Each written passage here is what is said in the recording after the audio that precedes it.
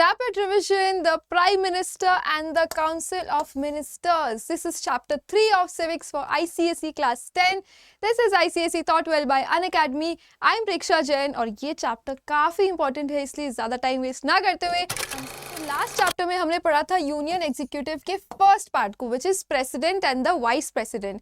अब उसके बारे में हमने पढ़ा था कि ये प्रेसिडेंट जो है वो nominal head of the country है। इन्हीं के नाम पे सारे जो पॉलिसीज, प्रोग्राम्स, एक्शंस होते हैं हमारी गवर्नमेंट, जो हम आसपास देखते भी है, जैसे आपका नेशनल एजुकेशन पॉलिसी, जिसकी वजह से आपकी कॉम्पिटेंसी बेस्ड क्वेश्चंस आ रहे हैं ना, हायर ऑर्डर थिंकिंग क्वेश्चंस आ रहे हैं, ये सारी एक पॉलिसी की वजह से आई। ये पॉलिसी को फॉर्मुलेट किसने किया, ये पॉलिसी एग्जीक्यूट कैसे हो रही है, यहाँ पे जगह जगह जो डिपार्टमेंट्स है, चाहे आईसीएसई का बोर्ड है, चाहे सीबीएसई का बोर्ड है, जगह जगह इसका कोऑर्डिनेशन कैसे हो रहा है, ये सारी चीजें हम पढ़ेंगे prime minister and the council of ministers. Constitution is providing that PM will be there to head the council of ministers and to aid the president. अब ये दोनों जो मिलते हैं, ये जो यूनिट है बेटा, वो सबसे ज़्यादा इम्पॉर्टेंट है हमारी कंट्री में। जितनी भी डिसीजंस लिए जाते हैं कि हमारी फॉरेन पॉलिसी कैसी होगी, हमारी गवर्नेंस कैसी होगी, हमारा एजुकेशन पॉलिसी कैसी होगी, स्पोर्ट्स पॉलिसी, हर चीज़ का डिसीजन होता है PM and the council of ministers, जो कि पीएम ही हेड करते हैं। तो ये हम प्रेसिडेंट और वाइस प्रेसिडेंट के चैप्टर में पढ़ा कि प्रेसिडेंट इतने सारे फंक्शंस करते हैं, but most of his functions they are bound by उनकी एडवाइस, पीएम की एडवाइस। ठीक है, इनके बिना प्रेसिडेंट अपने इंडिपेंडेंटली डिसीजंस एक दो को छोड़ के ले ही नहीं सकते हैं। सो फॉर्मली यस, प्रेसिडेंट जो है उनको हम नॉमिनल हेड बोलते हैं कंट्री का, यानी फॉर्मल इनका एक डेजिग्नेशन है, लेकिन रियल जो काम करते हैं, जो डिसीजन मेकर होते हैं, that is the prime minister. तो अगर एग्जाम में पूछा जाए who is the real head of the nation, it's the prime minister. ठीक है, अब अपनी कंट्री में होती है पार्लियामेंट्री फॉर्म ऑफ गवर्नमेंट, जो कि हमारे पास, हमने पार्लियामेंट के बारे में ऑलरेडी पढ़ रखा है कि लोकसभा है, राज्यसभा है, पार्लियामेंट में ही हमारे prime minister and council of ministers जो है वो बैठते हैं, वहीं से वो आते हैं, उनकी पावर आती है, and that is the reason why this body is the most powerful body. अब पीएम अपॉइंट कैसे होते हैं? तो प्रेसिडेंट जो है, जो हम जनरल इलेक्शंस में वोट देने जाते हैं, जब आप 18 ईयर्स के होंगे आप भी देंगे, राइट? तो जो मेजॉरिटी पार्टी बनती है आफ्टर द इलेक्शंस, उनके जो लीडर होते हैं, फॉर एग्जांपल अभी अगर बीजेपी है, जो बीजेपी चुन कर आई है, उनके जो लीडर है वो है नरेंद्र मोदी जी। तो प्रेसिडेंट इनको बुलाएंगे and he will appoint Narendra Modi ji as the prime minister. तो कॉन्स्टिट्यूशन में क्या दे रखा है कि there will be a council of ministers, जो कि अपॉइंट होंगे बाय द प्रेसिडेंट। ठीक है, प्रेसिडेंट ही अपॉइंट करते हैं दोनों को, but on the advice of the prime minister. यानी मोदी जी बोलेंगे प्रेसिडेंट को कि ये मिनिस्टर्स हैं, इनको आप अपॉइंट कर दीजिए as the council of ministers, and the president will do it. अब पढ़ लेते हैं काउंसिल ऑफ मिनिस्टर्स के बारे में। ये हैं 3 टाइप के, cabinet ministers, minister of states और डेप्यूटी मिनिस्टर्स। ठीक है, उसके पहले आपको ये पता होना चाहिए कि काउंसिल ऑफ मिनिस्टर्स के जो मेंबर्स कितने होने चाहिए, ये स्पेसिफिक नहीं होता है, हर सरकार में अलग अलग होता है, लेकिन इनकी एक अपर सीलिंग होती है, which is 15% of the strength of Lok Sabha. ठीक है, ये कॉन्स्टिट्यूशनल अमेंडमेंट एक्ट से आ गया था, 91st कॉन्स्टिट्यूशनल अमेंडमेंट एक्ट। ये भी आपको पता होना चाहिए क्योंकि दे रखा है सिलेबस में, और इसमें 15% से ज़्यादा नहीं हो सकते हैं काउंसिल ऑफ मिनिस्टर्स। ठीक है, अब समझते हैं कैबिनेट मिनिस्टर्स के बारे में। अब कैबिनेट मिनिस्टर्स जो है वो सबसे इम्पॉर्टेंट बॉडी है with in the council of ministers. ये पीएम के जो खास सगे संबंधी तो नहीं कहूँगे, खास जो सीनियर लीडर्स होते हैं, ट्रस्टेड लीडर्स होते हैं, इनका एक बॉडी होता है जो सारे इंपॉर्टेंट डिसीजंस होते हैं पॉलिसी मेकिंग के, वो यहाँ पे इनको लेते हैं। अब इसमें क्या होता है, इंपॉर्टेंट पोर्टफोलियो यानी डिपार्टमेंट्स ही आप कह सकते हैं। फॉर एग्जांपल डिफेंस एक पोर्टफोलियो होता है, एक्सटर्नल अफेयर्स एक पोर्टफोलियो होता है, एजुकेशन एक पोर्टफोलियो। तो ये इंपॉर्टेंट जितने भी हमारी मिनिस्ट्रीज है, जिनके फेसेस अब आगे देखते भी हैं, इनको कहते हैं कैबिनेट मिनिस्टर्स। ठीक है, मिनिस्टर्स ऑफ स्टेट होते हैं, इनके पास पोर्टफोलियोज चाहे हो ना हो, ये हो सकता है इनके पास डिफेंस ना हो, इतने इंपॉर्टेंट पोर्टफोलियोज भी ना हो, या फिर कुछ जो थोड़े कम इंपॉर्टेंट मान लेते हैं, जैसे टेक्सटाइल हो गया, हैंडीक्राफ्ट्स हो गया, इस तरह के पोर्टफोलियोज हो सकता है या फिर ना भी हो। ठीक है, but they not a part of the cabinet. इनको मीटिंग्स, जो इनकी इंपॉर्टेंट मीटिंग्स होती रहती है डिसीजन मेकिंग के लिए, उसमें भी शायद इनको इंक्लूड किया ना जाए, ना भी किया जाए, पर अगर इनकी एक्सपर्टीज अगर जरूरत होती है तो प्राइम मिनिस्टर जो है उनको कैबिनेट मीटिंग्स में बुला लेते हैं। तो ये मिनिस्टर्स ऑफ स्टेट का काम है। फिर आते हैं हम डेप्यूटी मिनिस्टर्स। अब ये है जूनियर मिनिस्टर्स, जो कि लास्ट रैंक में आ रहे हैं। अब इनको तो मीटिंग्स में पार्टिसिपेट नहीं किया जाता, इनको पोर्टफोलियोज भी नहीं मिलते हैं, लेकिन ये जो डिसीजंस लेते हैं इसमें इनको असिस्ट करते हैं। ठीक है, ये 3 रैंक समझ में आ गए। ये मैच द फॉलोइंग या फिर आपको एमसीक्यूज में अगर पूछ लिया गया तो आपको पता होना चाहिए। अब जान लेते हैं कैबिनेट से रिलेटेड कुछ फैक्ट्स। तो सबसे पहले इनकी टर्म, जब तक इनकी पार्टी की मेजॉरिटी है लोकसभा में, यानी जितनी ज़्यादा इनकी सीट्स है, अगर वो मेजॉरिटी में आती है तब तक ये कैबिनेट बना रहता है। लेकिन मान लीजिए अगर नो कॉन्फिडेंस मोशन, यानी अगर लोकसभा से इनका सपोर्ट चला जाता है तो डिसोल्यूशन हो जाता है एंड इनको फिर रिजाइन करना पड़ता है। ठीक है, तो इनकी टर्म जब तक मेजॉरिटी है तब तक रहती है। अब आते हैं collectively responsible to the Lok Sabha. इसके बारे में हम बाद में एंड में पढ़ेंगे, collective responsibility versus individual responsibility में। फिर आते हैं oath of secrecy and office, जो इनको प्रेसिडेंट एडमिनिस्टर करेंगे। कैबिनेट के जो ये मिनिस्टर्स हैं या काउंसिल ऑफ मिनिस्टर्स भी मैं कह रही हूँ, इन दोनों में क्या होता है, आपको लोकसभा या राज्यसभा का मेंबर होना जरूरी है, यानी member of the parliament is a must if you want to be appointed as a minister. अगर आप नहीं है, मान लीजिए आप मेंबर नहीं है, तो विद इन 6 मंथ्स अगर आपको बना दिया जाता है मिनिस्टर, उसके बाद 6 महीने के बाद अंदर आपको लेना पड़ता है मेंबरशिप ऑफ द पार्लियामेंट, यानी आपको एमपी बनना पड़ता है। अगर आप नहीं बनते हैं तो फिर आपको ये कैबिनेट मिनिस्ट्री से निकाल दिया जाएगा, काउंसिल ऑफ मिनिस्टर्स से निकाल दिया जाएगा। ठीक है, उसके बाद आते हैं कि सैलरीज और अलाउंसेस ये डिटरमाइन की जाती है, टाइम टू टाइम पार्लियामेंट ही करते हैं डिटरमाइन। फिर आता है इनके अपॉइंटमेंट। अब देखिए, अपॉइंटमेंट होती है फॉर्मली प्रेसिडेंट से, लेकिन इनको सिलेक्शन जो होता है वो प्राइम मिनिस्टर से। हमने पहले ही पढ़ा है, president will appoint them on the advice of the prime minister. उसके बाद इनके सारे जो इंपॉर्टेंट पोर्टफोलियोज, जो भी इनके फंक्शंस होते हैं वो हम नेक्स्ट स्लाइड में पढ़ेंगे। और ये होते हैं न्यूक्लियस ऑफ द एडमिनिस्ट्रेशन, जैसे कि मैंने आपको पहले ही बताया, ट्रस्टेड सीनियर कलीग्स जो होते हैं प्राइम मिनिस्टर के, जो खुद वो चुनते हैं कि आप ये पोर्टफोलियो संभालेंगे। तो ये कैबिनेट के कुछ फैक्ट्स हुए। ठीक, अब हम पढ़ेंगे powers and functions of the cabinet. अब इसके हमने नोट्स किस तरह से बनाने, आप एक बार ये देख लीजिए, मैं आपको एक एक करके बताती हूँ। इतने क्रिस्प बनाने हैं कि एक ही पेज में आपके सारे नोट्स जो हैं रिलेटेड टू द पावर्स वो आ जाए। ठीक है, और ये पूछते हैं क्योंकि एग्जाम में, तो ये पता होना भी जरूरी है। अब सबसे पहले देखते हैं एडमिनिस्ट्रेटिव पावर्स। एडमिनिस्ट्रेशन क्या होता है, किसी भी पॉलिसी, कोई भी प्रोग्राम को हमें अच्छे से मैनेज करना होता है, जो पूरी कंट्री में इम्प्लीमेंट होगा उसको हम एडमिनिस्ट्रेशन बोलेंगे, है ना, जो गवर्नमेंट करती है। अब उससे रिलेटेड पावर्स क्या क्या है, पॉलिसी मेकिंग। सबसे पहले है कि ये पॉलिसीज खुद बनाते हैं, जैसे आपकी नेशनल एजुकेशन पॉलिसी है, इसका जो पूरा डिसीजन मेकिंग हुआ होगा that is done by the cabinet. ठीक है, अब उसके बाद आ जाता है इम्प्लीमेंटेशन। तो इम्प्लीमेंटेशन भी कौन करता है, कैबिनेट के थ्रू जो हमारे ब्यूरोक्रेसी होती है, यानी आईएएस, आईपीएस, ये सारे जो इनके ब्यूरोक्रेट्स होते हैं वो करेंगे। उसके बाद आता है कोऑर्डिनेशन। अब ये तो करने के लिए ना बहुत सारी डिपार्टमेंट्स और मिनिस्ट्रीज का कोऑर्डिनेशन ज़रूरी है। फिर आता है अपॉइंटमेंट्स। इसका मतलब कि प्रेसिडेंट जब हमारे मेजर अपॉइंटमेंट्स करते हैं, यानी supreme court and high court के जजेस हो गए, गवर्नर्स हो गए स्टेट के, वो सारे प्रेसिडेंट करते हैं, लेकिन उनको एडवाइस कौन देता है, कैबिनेट देते हैं। अब आ जाते हैं हम लेजिस्लेटिव पावर्स। लेजिस्लेटिव पावर्स क्या होते हैं, रिगार्डिंग द पार्लियामेंट। पार्लियामेंट से रिलेटेड इनके क्या पावर्स है, सबसे पहले है बिल्स जो होते हैं वो इंट्रोड्यूस होते हैं बाय द कैबिनेट। अब देखो, members of the parliament bills introduce कर सकते हैं, you do not have to be mandatorily a part of the cabinet.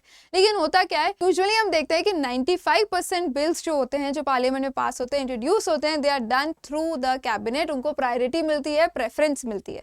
का जो सेकंड फंक्शन है, it is regarding information passed on to the public.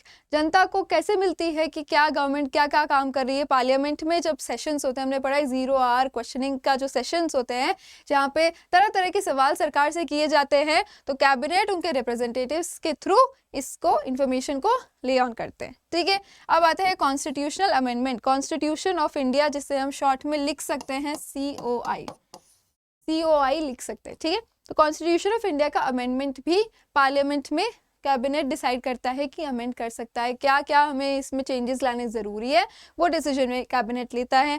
और last is summoning, actually second last is summoning. अब summoning हमने देखा है, कोई भी हाउस के पार्लियामेंट को जब हम बैठक बुलानी पड़ती है सेशंस की, that is done by the president, लेकिन उसमें भी एडवाइस ज़रूरी होती है, मैंडेटरी होती है ऑफ द कैबिनेट। ठीक है, और ऑर्डिनेंस, अब ये भी एक पावर है प्रेसिडेंट की, ऑर्डिनेंस मेकिंग। ऑर्डिनेंस क्या था, टेम्पररी लॉ था। जब पार्लियामेंट सेशन में नहीं होते तो वो ऑर्डिनेंस पास करते हैं प्रेसिडेंट, अगर ज़रूरी कोई लॉ चाहिए होता है उस कंट्री में तब।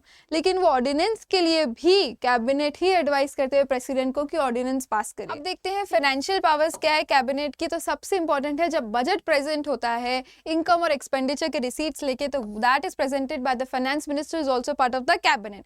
Second is money bills. हमने देखा है जो सिर्फ लोकसभा में इंट्रोड्यूस हो सकते हैं, मनी बिल्स का इंट्रोडक्शन भी it is done under the advice of the cabinet. इन्हीं के इनिशिएटिव से मनी बिल्स भी इंट्रोड्यूस होते हैं। एंड लास्ट, गवर्नमेंट के जो भी फाइनेंसेस होते हैं, हमारी गवर्नमेंट यानी मोदी सरकार के आप देखेंगे जो भी फाइनेंसेस, अभी हमको कोई पॉलिसी एग्जीक्यूट करनी है, इंप्लीमेंट करनी है, तो उसमें कितना पैसा लगेगा, कैसे उसकी इनकम रेवेन्यू हम जनरेट करेंगे, वो सब कुछ that is done by the cabinet. इनकी फाइनेंशियल पावर्स भी इतनी ज़्यादा इंपॉर्टेंट है। अब आते हैं इमरजेंसी पावर्स में। अब देखिए आर्टिकल 352 आपको याद रखना जरूरी है। Article 352 of the constitution of India talks about general emergency, यानी कोई एक्सटर्नल एग्रेशन, कोई वॉर हो जाता है तो प्रोक्लेमेशन होती है इमरजेंसी की, वो प्रेसिडेंट करते हैं, लेकिन एडवाइस कौन देता है? कैबिनेट। हर जगह सलाहकारी जो होती है सबसे इंपॉर्टेंट, जिसके अधीन प्रेसिडेंट को काम करना पड़ता है, जो उनके नेम में जो ऑर्डर जाते हैं वो सारी चीज़ें होती है कैबिनेट के थ्रू।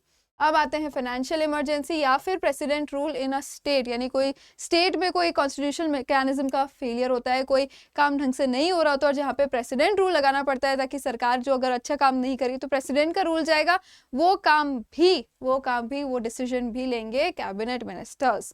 ये सारी पावर्स यहाँ पे आपको क्लियर होनी चाहिए, और फिर हो गई तो हम करते हैं। आ जाते हैं हमारे real head of the country which is the prime minister. हर जगह देखते हैं कंट्री के बाहर जो रिप्रेजेंट करने जाते हैं सबसे ज़्यादा, वो है हमारे prime minister, one of the most, actually the most powerful person in the country. India में यही है, यूएस में प्रेसिडेंशियल फॉर्म होता है, वहाँ पे प्रेसिडेंट होते हैं। हाई कोर्ट के जजेस, गवर्नर्स ऑफ द स्टेट, इन सारे अपॉइंटमेंट्स का, या फिर चीफ इलेक्शन कमीशन, जो भी ये सारे थे अपॉइंटमेंट, मेजर एम्बेसडर्स का appointment, that is also done on the advice of the prime minister by the president.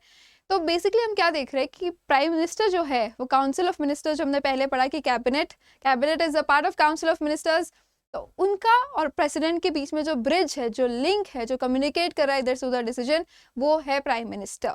ये सबसे ज़्यादा इंपॉर्टेंट आपको याद रखना है। और उसके बाद तो आपको कैबिनेट के फंक्शन से याद रहेंगे, प्रेसिडेंट के फंक्शन याद रहेंगे, तो उसको मिला जुला के ही आपको दिख रहा है कि इनके तो एडवाइस ही सबसे ज़्यादा इंपॉर्टेंट है। यहाँ पे ये बोलते जाएंगे और लोग काम करते जाएंगे, ये वाली बात है।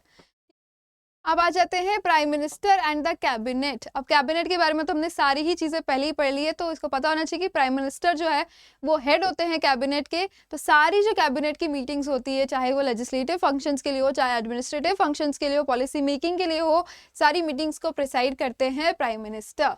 ठीक है, उसके बाद आता है इनके पोर्टफोलियोज। अब डिफेंस का पोर्टफोलियो हुआ, या फिर एक्सटर्नल अफेयर्स का हुआ, एजुकेशन का हुआ, ये सारे फाइनेंस, इतने सारे जो अलग अलग डिपार्टमेंट्स और मिनिस्ट्रीज हम पढ़ते रहते हैं, उनके जो पोर्टफोलियो का एलोकेशन होता है कि किसको क्या मिलेगा, वो मिनिस्टर को कौन सी मिनिस्ट्री मिलेगी, that is also done by the prime minister. उसके बाद होता है कि इनकी मिनिस्ट्रीज के बीच में कोऑर्डिनेशन, पॉवर्टी एलिवेशन का कोई प्रोग्राम चल रहा है, गरीबी हटाओ वाला, उसे बहुत सारी मिनिस्ट्रीज का काम है, तो वो कोऑर्डिनेशन कैबिनेट करता है, लेकिन कैबिनेट के भी हेड कौन है? Prime minister. तो उसके रिलेटेड इनका ये फंक्शन हो गया। और फिर अगर प्राइम मिनिस्टर, क्योंकि ये इनके हेड है, तो अगर हेड रिजाइन करते हैं तो पूरी की पूरी जो टीम है वो भी रिजाइन करेगी।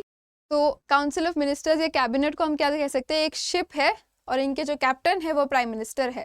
तो अगर कैप्टन डूब रहे हैं तो वो शिप भी डूब रही है, शिप डूब रही है तो कैप्टन डूब रहे हैं, ये वाली बात आ जाती है। अब आ जाते हैं prime minister and the parliament. अब देखेंगे, सबसे पहले देखते हैं कि अगर कोई गवर्नमेंट के काम पे लालछन उठाते हैं, यानी ऑपोजिशन पार्टीज के मेंबर्स जो आप देखते हैं, कभी अगर राहुल गांधी जी ने सवाल उठाए हैं तो उनको डिफेंड करते हैं प्राइम मिनिस्टर।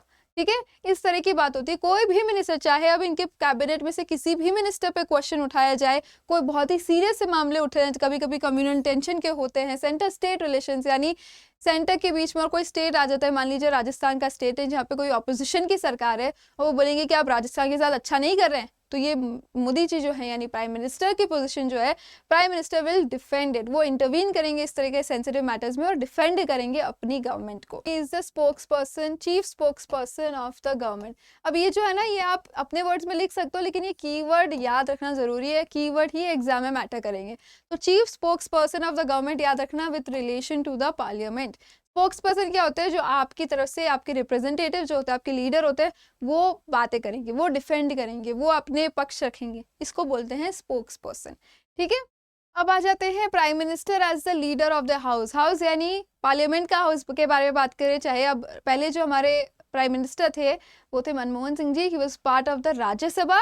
अब है मोदी जी जो कि पार्ट ऑफ द लोकसभा है, तो he is the leader of the Lok Sabha. और उससे रिलेटेड इनके क्या क्या फंक्शंस आते हैं, सबसे पहले है कि जहां भी हमारी देश की बात आती है, देश की रिप्रेजेंटेशन की बात आती है, क्योंकि वो हाउस के लीडर है, तो सबसे पहले कौन जाएगा रिप्रेजेंट करने, वो मोदी जी जाएंगे, यानी प्राइम मिनिस्टर जाएंगे। ठीक है।